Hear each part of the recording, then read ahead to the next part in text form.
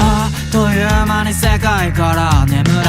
い夜をかき消して自己啓発の朝に向け君と不確かな夜を待て君と不確かな夜を待て君と不確かな夜を待て君と不確かな夜を待て君と不確かな夜の果てまだか不確かな夜を抜けそれでどこか悔しさのノイズがして僕ならどんな不安な夜でも君となら乗り越えられるだからくだらない目の前にあるこの両腕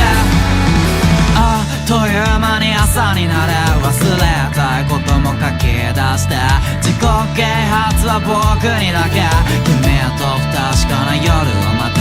君と不確かな夜を待て君と不確かな夜を待て君と不確かな夜を待て君と不確かな夜の果てまだか不確かな夜を抜け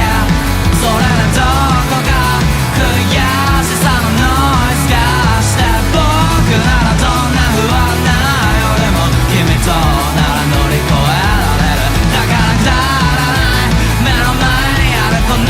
両腕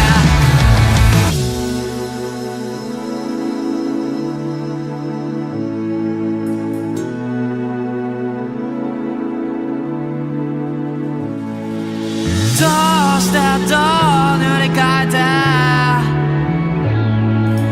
どうしてどう書いたってどうしてどう塗り替えてどうしてどう書いたって夜の果てまだか不確かな夜